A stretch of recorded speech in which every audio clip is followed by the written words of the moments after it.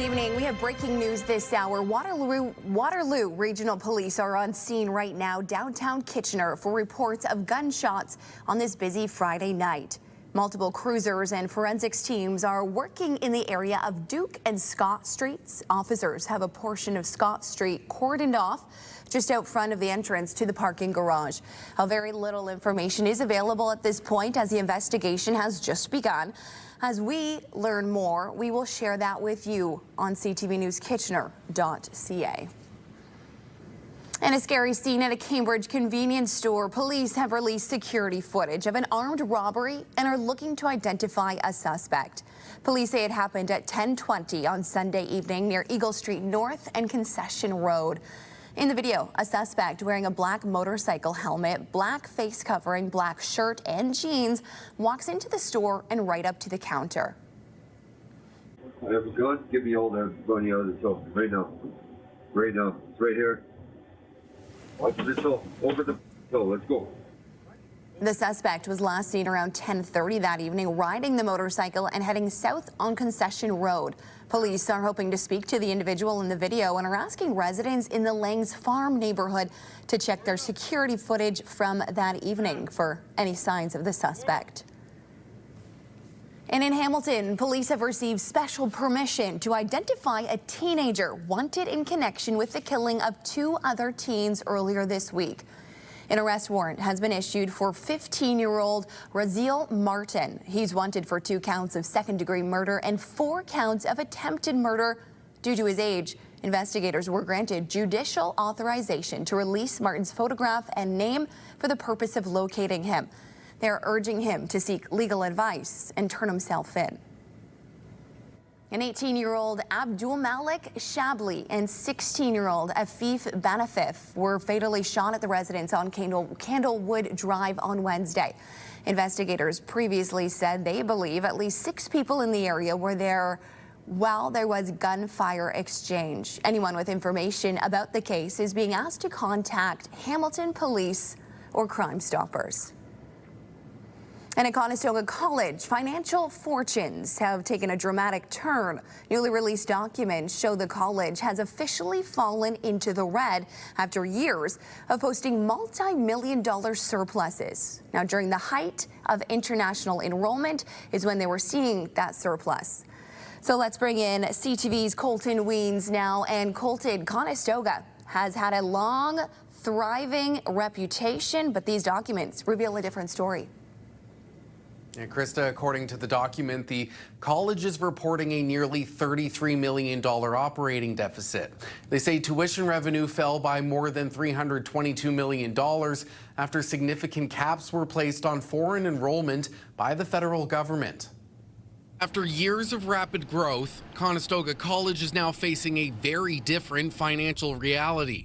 New documents show a nearly $33 million operating deficit based on the fiscal year that ended March 31st.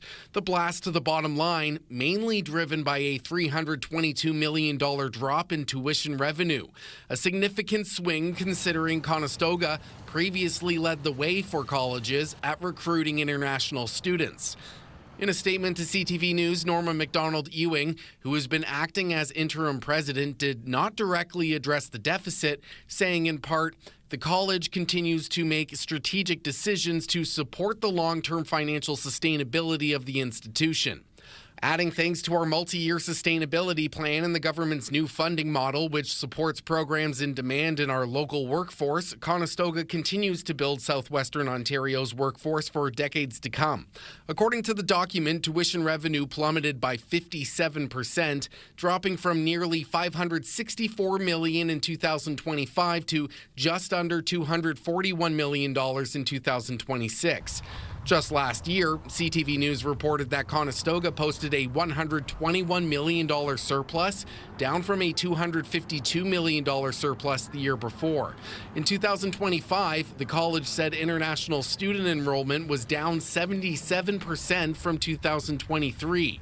The financial shift comes after several rounds of job cuts by the college and the Board of Governors paying former President John Tibbetts an exit package worth more than $3 million. Conestoga also estimates a continued reduction in international tuition revenue in 2027, but says it is mitigating it with cost-saving programs across the college.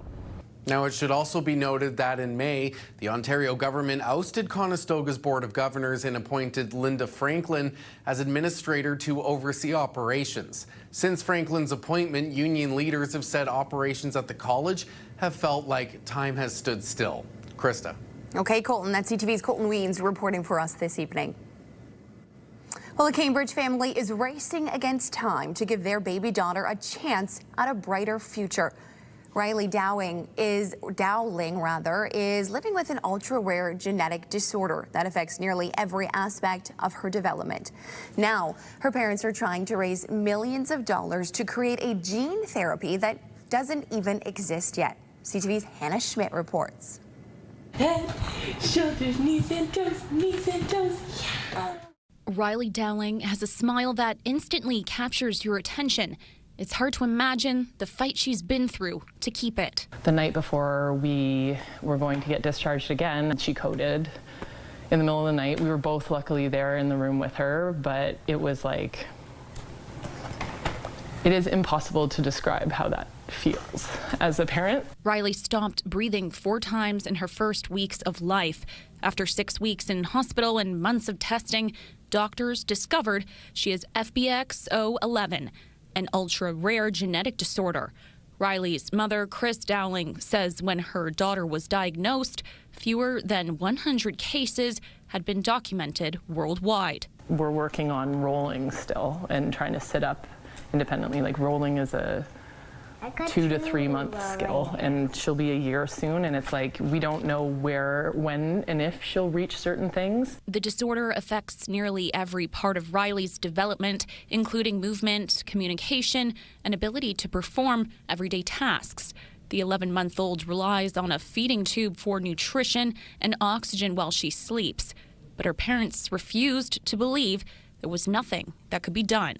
After connecting with specialists in Canada and the U.S., the family is now working toward developing a personalized gene therapy. Now we have teams invested in her gene. There's hope. The sooner the better, of course. The first 5 years developmentally are the most important, so the sooner we can get her treatment created, tested, approved, manufactured, the more it will affect her. The family says developing the therapy involves multiple steps, including testing, safety trials, and manufacturing, with estimates ranging from $2 million to over $3 million.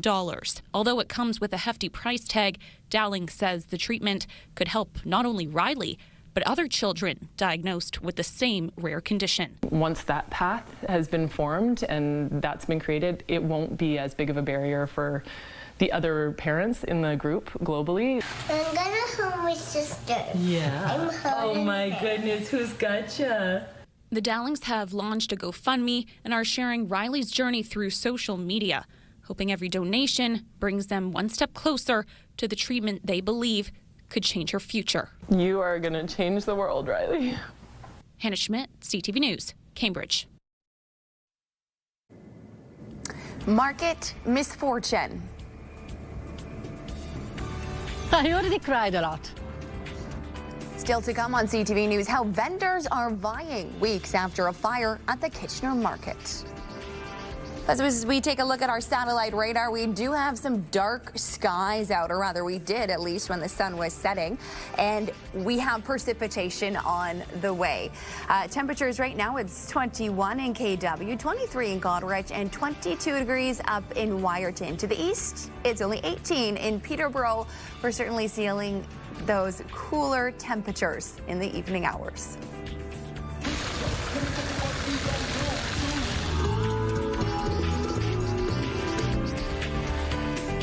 Download the CTV News app and stay on top of local stories as they unfold. We go to a dramatic scene unfolding. Customize your feed and watch live wherever you are. CTVKitchener.ca, your home for news. Tears, lengthy insurance claims, and not yet knowing when money will be made again. That's the situation a couple regular vendors from the Kitchener market are now in.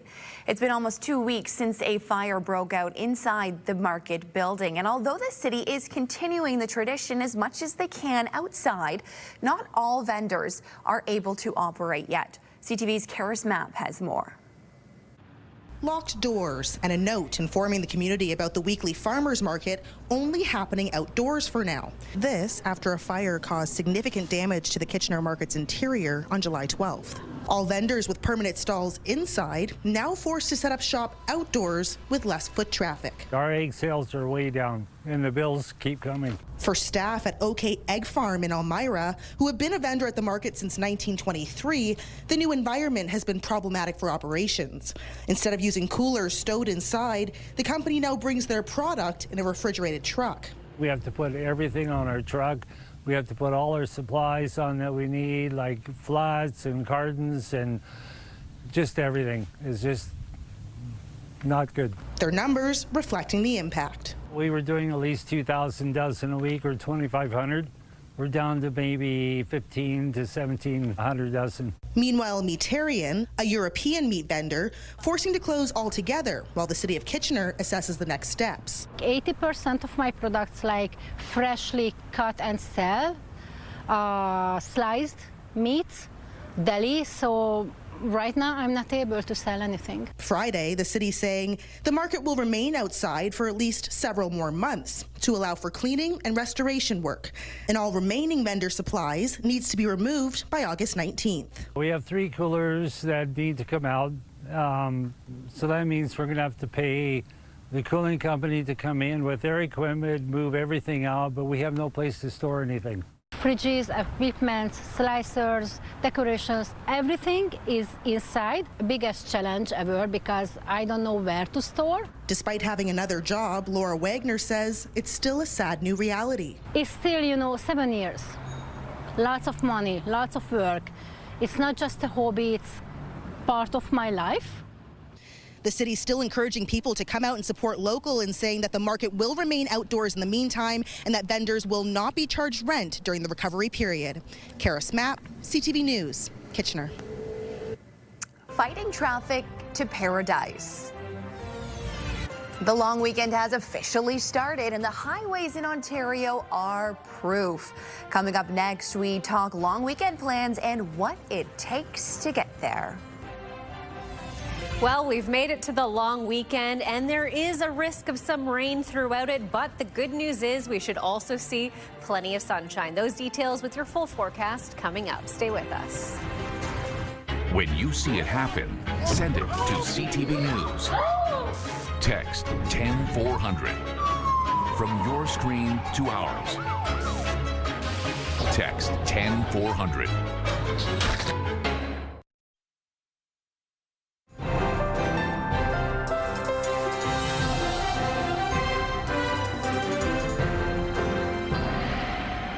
Well, taking a look downtown from earlier today, this is a look at the Unplugged Festival along King Street in downtown Kitchener. And everyone was out moving around, enjoying the fresh air on this beautiful day. As for what our long weekend will look like, here's Ashley Bacon.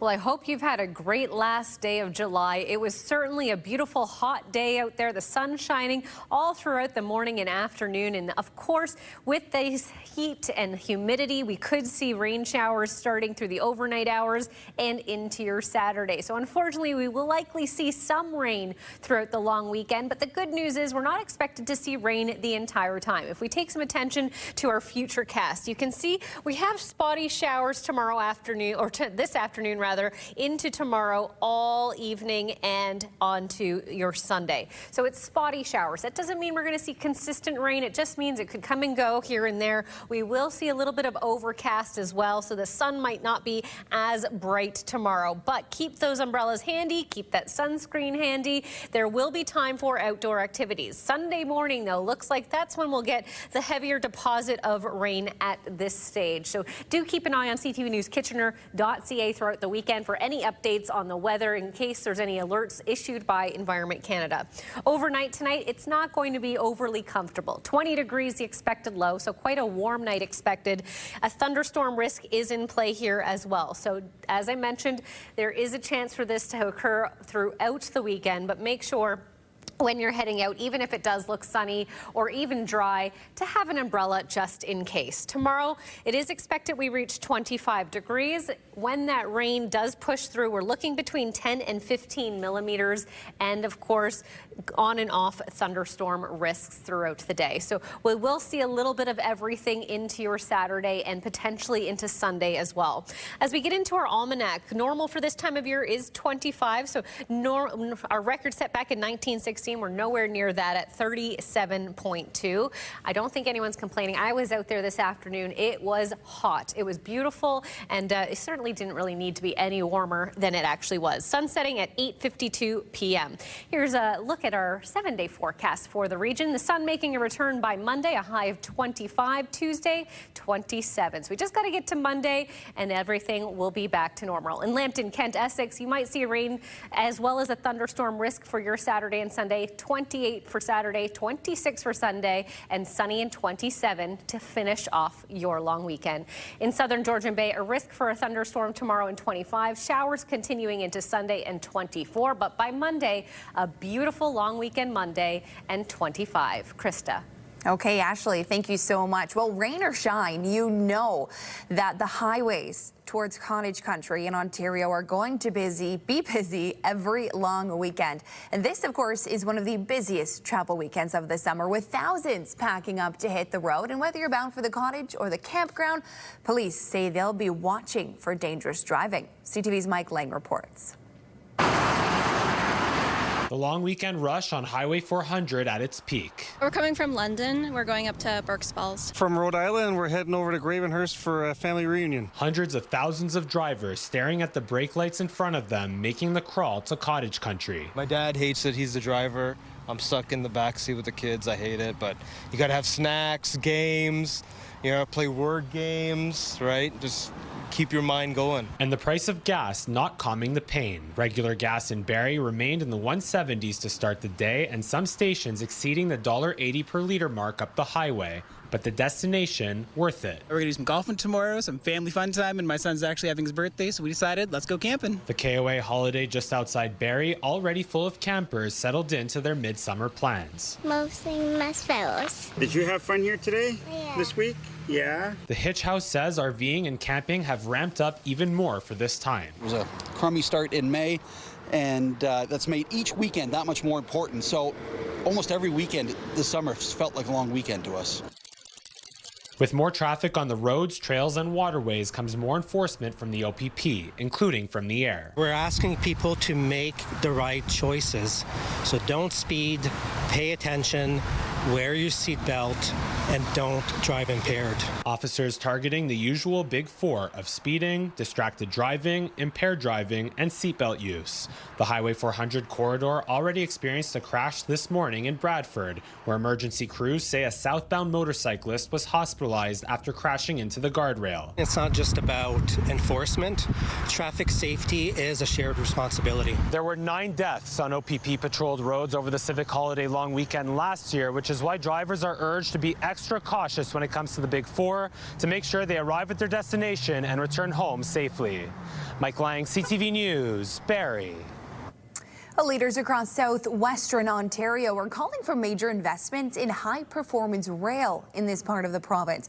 And as CTV's Brian Bicknell tells us, they're hoping to tap into the federal government's nation-building agenda to connect passengers across an integrated network. When it comes to better passenger rail service, Canada is missing the boat, according to Woodstock Mayor Jerry Accioni. If you look at our Asian partners, our European partners who have figured out the rail system and use it so well, where we've been in a road system that obviously is getting worse every single year, we have to make some kind of investments. He's part of a group of civic leaders along with economic development, tourism, and college and university representatives between Toronto and Windsor. They're calling on the federal and provincial governments to invest in high-performance rail. Now, high-performance rail differs from high-speed rail in that instead of just focusing on faster trains, it aims to create a regional integrated network with more frequent service between cities. We know that there are international companies that are looking to relocate to regions that have that kind of integrated mobility networks. Tyler Sutton, London's manager of intergovernmental relations, says the timing is right. We're pitching this as another nation-building project that will do significant things for us here in southwestern Ontario. Sarnia's Mike Bradley is not part of the high-performance rail group. The longtime mayor has advocated for better via rail service for decades. He points out one major snag in the plan. CN controls the tracks. And as long as they control the tracks, we have examples in Sarnia all the time. Passenger train service is delayed significantly, and it makes it unreliable for people to use. Until that changes, nothing substantial will happen as it relates to reliability. The group is proposing extending the sidings along the corridor track. That would allow more often CN trains to pull over and allow via passenger rail to move through. There's also a call for restoration of passenger rail service between Windsor and Detroit. It would include a Canada-US port of entry at Windsor, connecting to Detroit and Chicago, giving passengers access to the Amtrak network in the U.S. Brian Bicknell, CTV News. Stay with us. We'll be right back with a very inspirational story to end your evening. Kitchener Radio changes July 28th. Virgin Radio is moving to 99.5. And Bounce moves to 105.3. We'll be 99.5 Virgin Radio. And we'll be Bounce 105.3. Same stations. Different frequencies. It's time to reset your preset. Well, are you ready to rethink your entire life right before you might be able to hit the hay? The latest new cast member for the award-winning TV series Lioness is a Canadian actress who pivoted from the field of science to a career in acting. Now, her advice to others looking for a change is to take the leap. CTV's Andrea Case has her story. I understand. Elizabeth Nerton is the newest cast member of the action-packed spy thriller Lioness, starring Oscar winners and executive producers Zoe Saldana and Nicole Kidman. You know Honey Pot? I know Honey Pot. I hold the jar. It's surreal. Sometimes I try not to think about it so that I can do the job. And then once I'm done doing the job, then I can be like, oh my God, this is amazing. A few years ago, she was at a career crossroads. It's the tears before you go to bed that nobody knows about. You give contact to me, and we'll reach out. Maybe. After studying biology for 7 years, the Ukrainian-born Canadian who speaks English, Ukrainian, Russian, and French did not see a career in the field she got her degrees in. Then she went on vacation with a friend.